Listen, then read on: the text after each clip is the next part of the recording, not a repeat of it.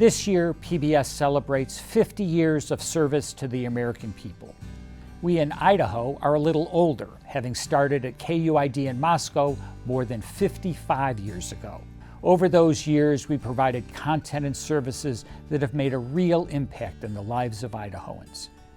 It's been a great public-private partnership, with the state covering the cost of the infrastructure and our donors and supporters covering the cost of programming and services. Since that first station in Moscow, Idaho Public Television has grown to reach nearly 100% of the households of the state through a network of 5 full-power transmitters and 46 repeaters. As Idaho's only statewide broadcaster, we were ideally suited when the coronavirus pandemic hit to reach all Idahoans with critical information they needed to understand the crisis and what to do to stay safe. We've partnered with the governor to broadcast live Q&A programs on the state's response to the pandemic. Idaho Reports has extended its season beyond the legislature's end to provide information Idahoans need to understand and cope with the pandemic no matter where they lived. And we've been providing daily coronavirus updates so Idahoans know the extent of the virus spread and where the hotspots are. We've also covered the governor's regular news conferences and the legislature's special session live through our Idaho in Session streaming service.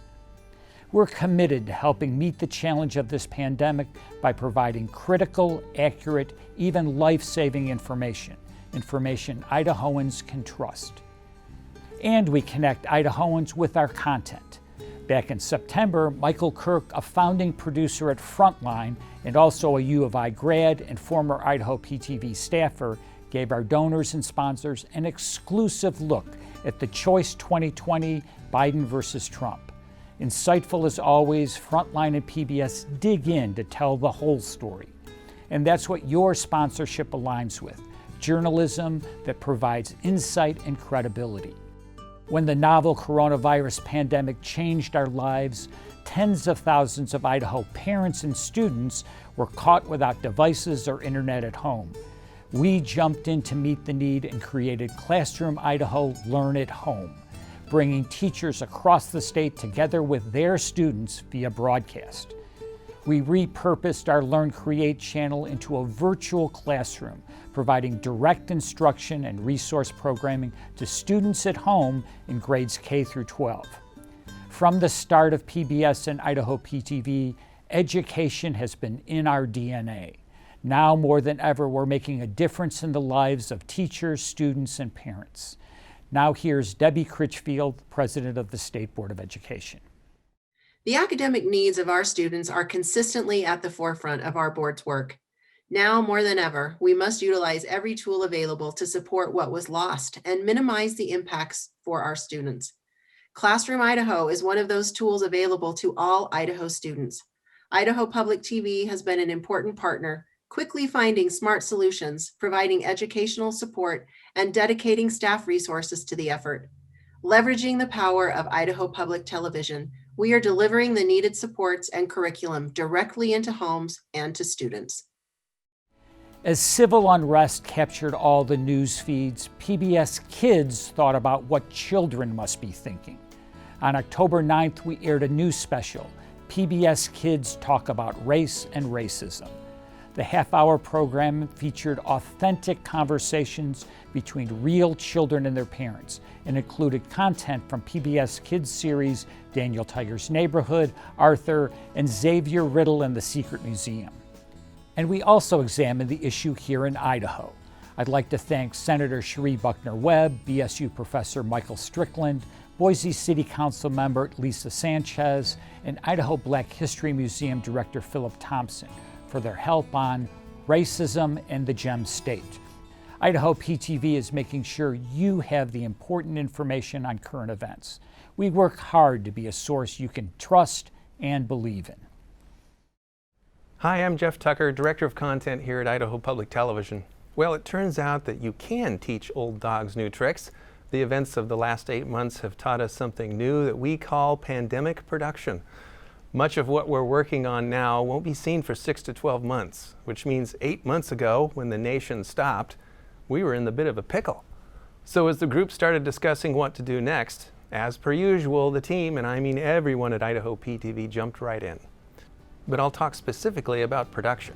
First, it was safety. We established COVID protocols both for the people we were interviewing in the field and for staff. First rule, don't do anything that makes you or people around you feel unsafe. Second, we discussed how to continue our long-form content field production. That included masks, alcohol and hand sanitizer, and all the other rules for safety. The other change was how to do ongoing studio productions like Idaho Reports and the 180.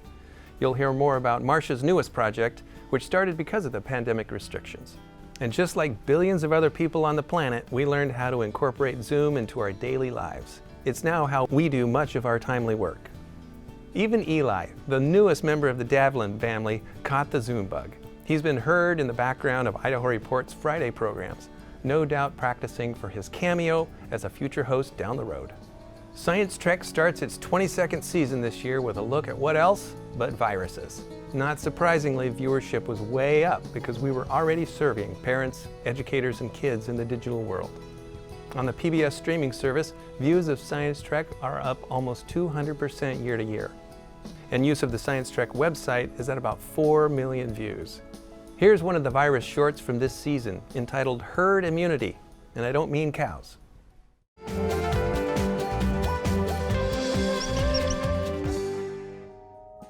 A herd is a group of animals, like a herd of cows.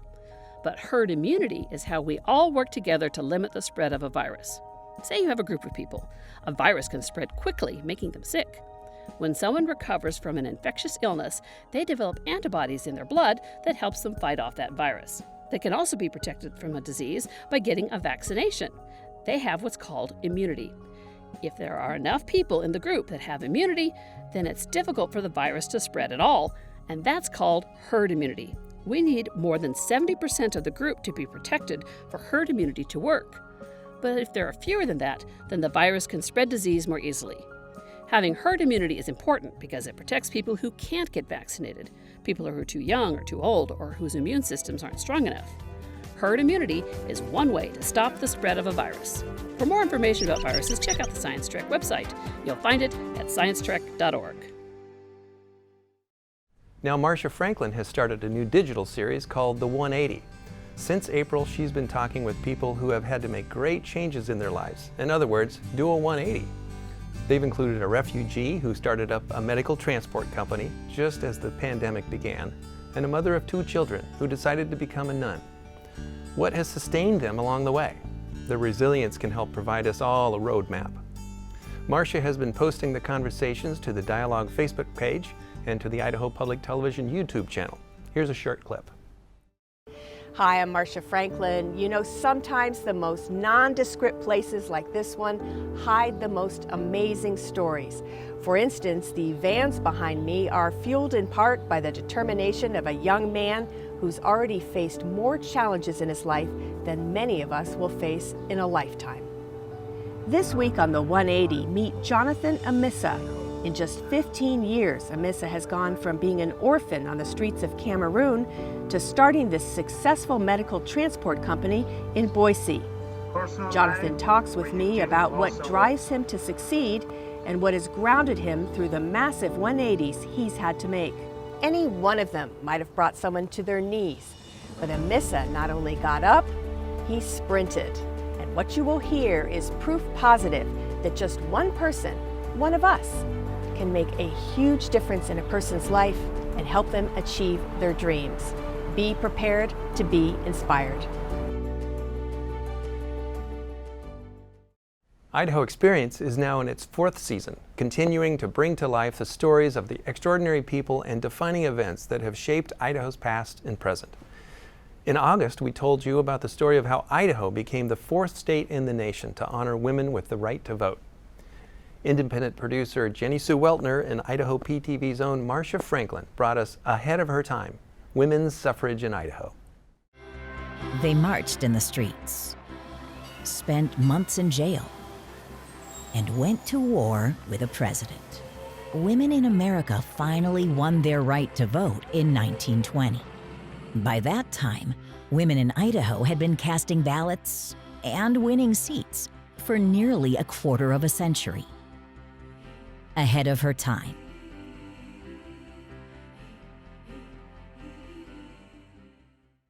Now a reminder of news from previous preview events. Finally, April 5th, Ken Burns brings us Hemingway.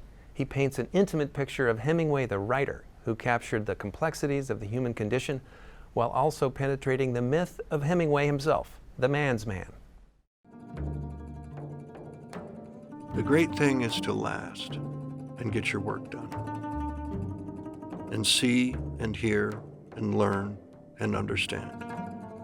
And write when there is something that you know, and not before, and not too damned much after.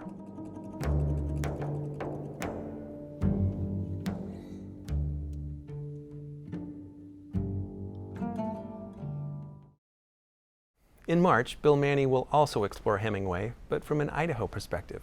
If you know anything about Ernest Hemingway's time in Idaho, you know that he dies by suicide at his home in Ketchum. And that's pretty much it, a celebrity that died in Idaho. But that narrative is not just incomplete, it's wrong. It ignores the affection he had for the landscape, the hunting, the lifelong friends he made here. It ignores the struggle against physical and mental decline. And it mostly ignores the work on books like For Whom the Bell Tolls and A Movable Feast. It misses the influence not just that Hemingway had on Idaho, but that Idaho had on Hemingway. Something about how terrifying, it was for him to sit down or stand up to write. That he would just tell himself, I just want to write one true sentence today, just one true sentence. And God, could I relate to that? And the terror of it. If Hemingway was scared, I could be scared too. For December, our Idaho Experience team shares a collection of short stories, including how a publisher maintains hands-on printing traditions, steamboats that once thrived on Lake Pend Oreille, New Plymouth's beginning as an irrigated utopia, an infamous Idaho criminal from a pioneer family, and how drive-in theaters keep old-time movie-watching rights alive. That and a lot more for you coming this spring and summer. It really seems like we're busier now than before the pandemic locked us down. But we didn't put our heads in the sand. Ron has been steady at the helm, and we continue to look at what our viewers need and then proceed quickly but cautiously. Even Idaho's icon, Bruce Reichert, has not been motionless. He's still wandering in the wilderness and sending us emails at 4 in the morning. So I guess in some ways, things haven't changed all that much. And as we say, keep positive and test negative. I have to hand it to Jeff, the station's Energizer bunny. Every time I decide to come to work early or leave late, Jeff is there, one of the constants for me in this chaotic, COVID-crazed world. Both he and Ron have helped shape Idaho Public Television in some impressive and profound ways. It wasn't that long ago that someone once wrote, "There are really only 3 things on public TV, 2 insects making love, a lion walking around with a gazelle in its mouth, and an elegant British man in a mahogany-lined room." Oh, and someone saying, if you want those 3, send money now. Well, we have certainly come a long way. And so is Outdoor Idaho. We tell Idaho stories, and last month we started our 38th season. We also know that our shows play an important role during this pandemic. We've been told this in person and on our Outdoor Idaho social media page, with its 108,000 Facebook friends and followers. They use words like lifesaver, comfort food for the soul. One wrote, "It brings peace to my heart, especially during these turbulent times." Someone else wrote, "It puts a different perspective on 2020. As Jeff commented, doing a statewide show during a pandemic is not easy, and it's caused us to get a bit creative in our approach. For example, my colleague Lauren Malink, the newest member of the crew, decided for her first project to tackle a program on urban wildlife. Pretty clever. It certainly kept the interviews to a minimum. Oh, it's in our house! Oh, there's a duck in our house! Ah! There's a duck in our house! Reagan, there's a duck in our house! Get the duck out! Deacon, open the door! Ah! Open the door! Deacon, open the door! My colleague Forrest Berger, who last year won an Emmy with a show called Living with Wildfire, recently decided to explore barns. He knew the show would require traveling to all corners of the state for days at a time, and with COVID, he was prepared to produce and shoot and edit the show pretty much by himself. But hey, no need for masks around these structures, except when you interview the people who absolutely love these historic landmarks. Don't you think a barn is kind of a throwback to another era? Oh my goodness, a barn is iconic. It just draws stories out of people. And when you sit down with somebody, you get what's in their heart. The saying is, the barn builds the house. That was very much the center of the farm. It's almost like you're losing your family history when your barn goes. To me, the valuable thing about these shows is they help us realize what we Idahoans have in common. And that's one thing that Outdoor Idaho, that Idaho Public Television has done pretty well over the years, to try to unite us as a state. And that's no easy task.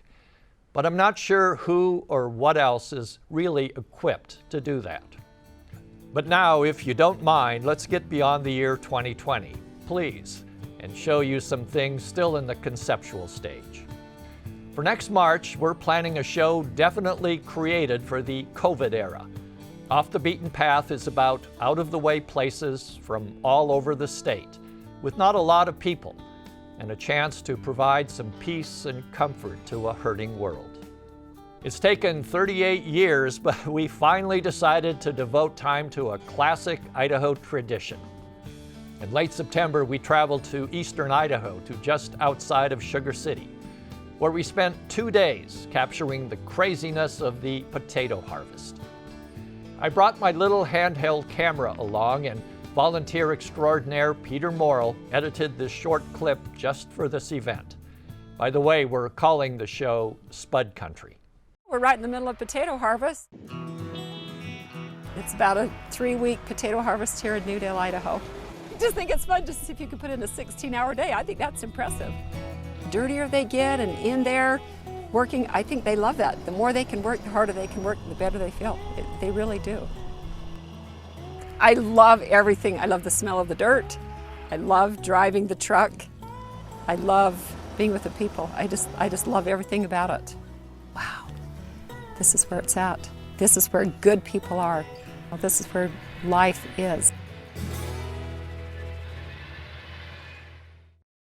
I want to leave you with something no one has yet seen.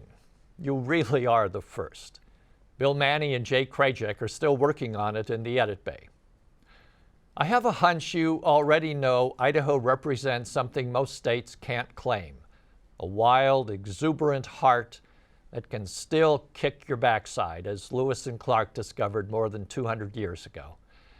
In fact, if you haven't used the word wild or wilderness or freedom in your analysis of this state, you've only scratched the surface of what Idaho is all about. And that's what I like about our December 6th show, Idaho's Twelvers. It reminds us all just how wild and free this state still is. Here's a short clip. Enjoy.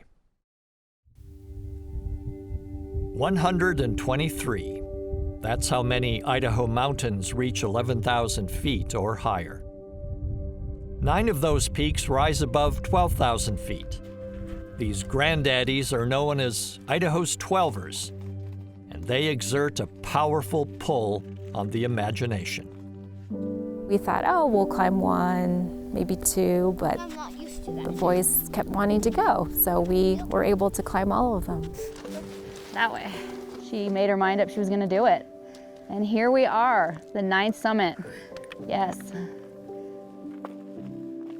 The Twelvers draw natives and newcomers, old and young, and the young at heart.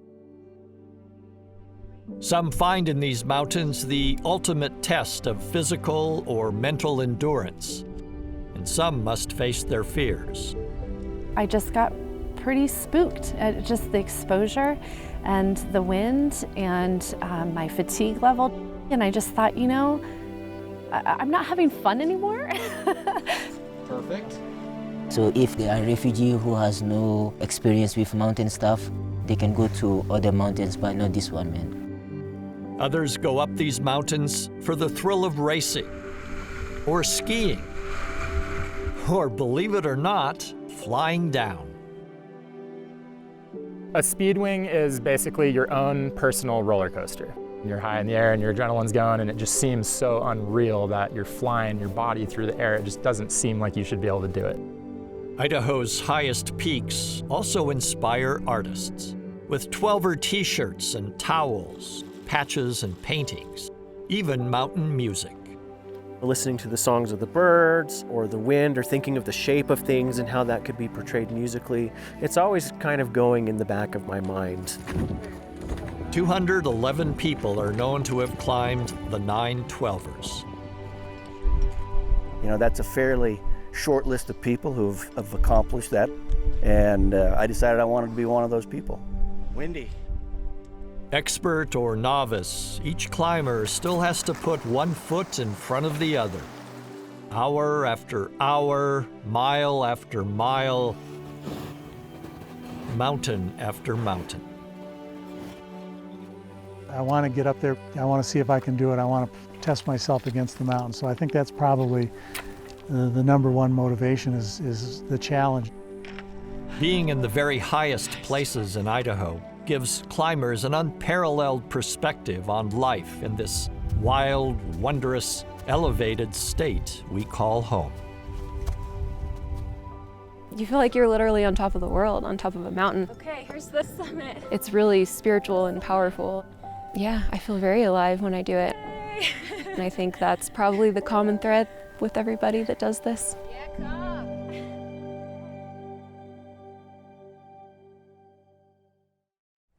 There's a great example of our value proposition. You can climb a 12,000-foot peak in your living room and be rested in time for Sunday night mystery and drama. Appointment TV. Masterpiece, after 50 years, is still the home of legendary productions. It's where we fell in love with British drama. And the upcoming winter season kicks off with Glenda Jackson. Here, take a quick look forward. You've got a dream. You've got to chase it. Give me one last chance to make a difference. Let's not be too hasty. There may be more to this story than meets the eye.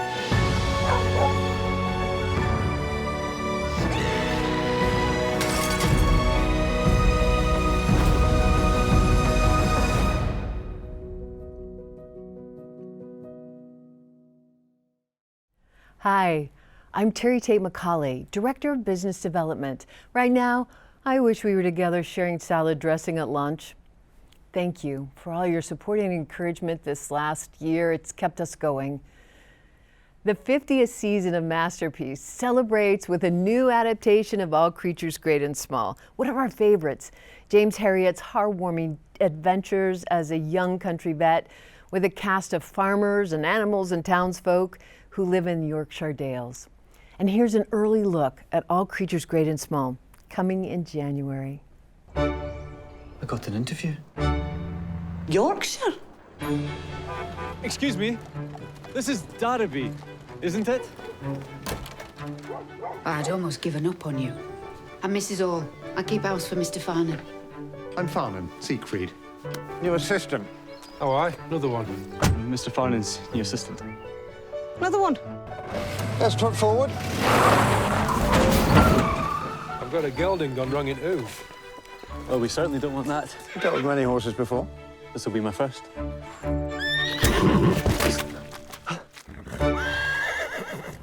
Pick my brother up from the station. He should be on the 4:30. How'd you find him? My brother, I mean. He's not without his inconsistencies. Inconsistencies? The man's a lunatic. Blimey. Quite something, isn't it? That's no way to greet Mr. Herriot. You are a handsome devil. Can I see you sometime? I'm sorry, I shouldn't have. It's not that, it's just... This is where you're hiding. Who's this? James Herriot. Herriot! Siegfried's bark really is worse than his bite. Underneath it all, he's a good man. Stand up to him. He'll love you for it. Up in the dales, surrounded by those hills. There's no place on earth like it. Careful. Once it gets in your bones, it's hard to get out. I'm not sure I want it to.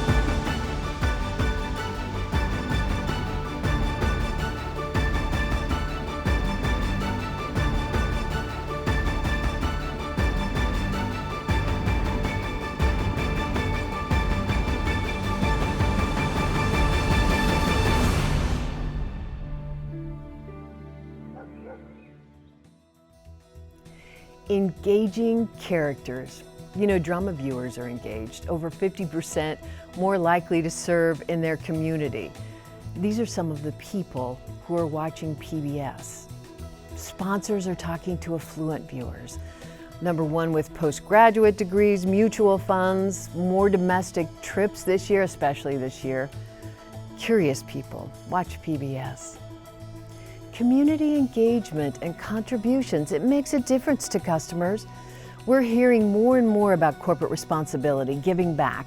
Sponsoring Idaho Public Television is clearly an investment in education. And that's why we say take credit for your support. Reaching an engaged, smart audience. 66 would switch products. 78 of Americans think companies need to do more than make money, that they should be making a difference.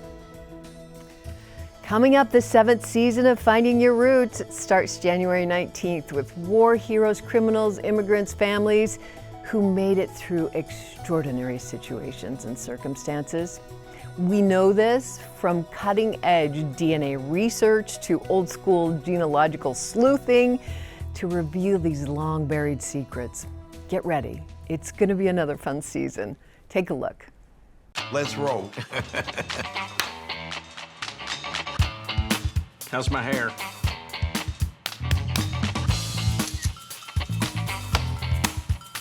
You ready? I'm ready. Oh my gosh, I'm nervous now. I hope you find something shocking. No! Yes. How fantastic! I'm rearranging all of the stories I've ever been told. Everything's sort of recalculating, recalibrating. This is tripping me up. Oh my God, this is blackmail material. It's getting very emotional. You want to find them, and here they are listed as property. But then to see them scream out on the census, no, here's my name. Those words, man. I felt those words when I read them. I just kind of wish I could go back in time and fix things. But imagine this, your grandfather lives under the radar for 16 years. In America. Illegally. Wow. To be an immigrant is to be as courageous as it comes. So I take great pride in the courage that they had to take a chance on America. Who knew it was gonna be this heavy? Man. It's weird that in some ways you're pining for something. Yeah. It's not just information, you know? You feel a reach. I feel a reach from this. You're descended from a patriot. That's the best news I've heard all day. Makes me feel like a badass. John S. Worrell is charged with fornication. I like him. It's kind of dramatic, though. It sounds like a movie scene I'd write. That is some twisted family history. This is the point where you reveal I'm not even human. You're from another planet. European. You are 1/3 white. I am not. You are 1/3 white. Take that back. I know we've been a great big melting pot, and I don't mind being melted. You want to meet your cousin? Please tell me it's Oprah. I will be so excited.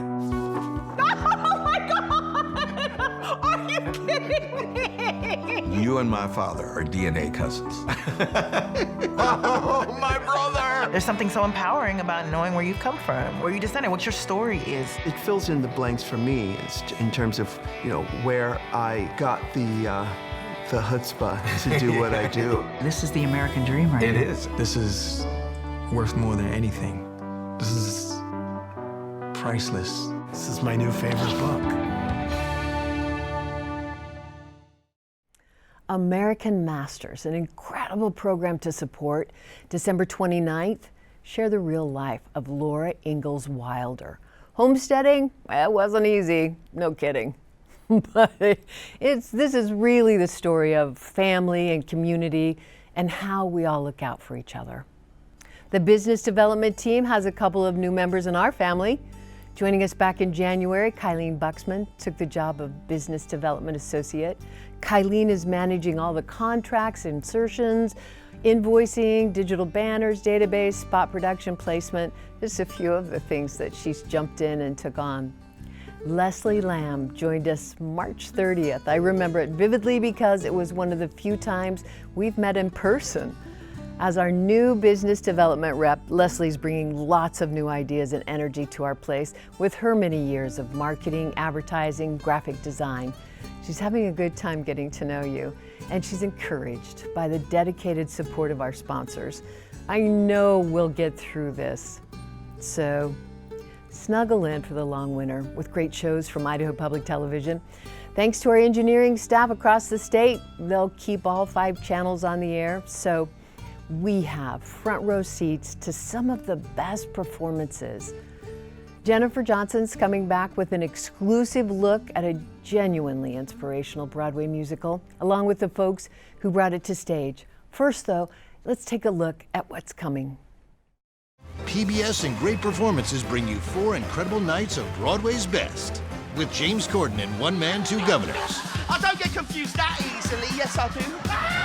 Fiddler, Miracle of Miracles. Fiddler captures moments of tradition breaking, tradition renewing. Irving Berlin's Holiday Inn. And Lea Salonga in concert. PBS and Great Performances present Broadway's best.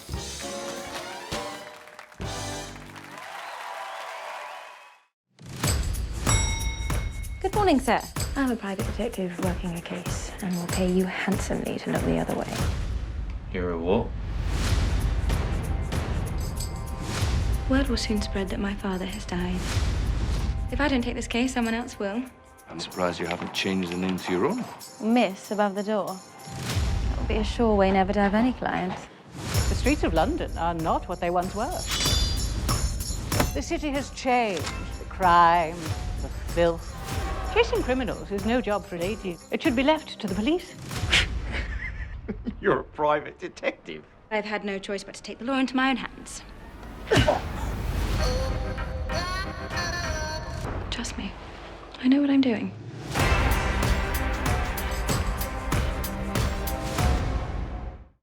As the campfire burns, every soldier... I think it was excitement more than anything that made me join up. Because we all thought the war would be over by Christmas. We wish you a Merry Christmas, we wish you a Merry Christmas. During the winter of 1914, it was not unusual for little groups of men to gather in the front trench and there hold impromptu concerts, singing patriotic and sentimental songs. It's a long way to Tipperary, to the sweetest girl I know. And in calm evenings, songs from one line floated to the trenches on the other side.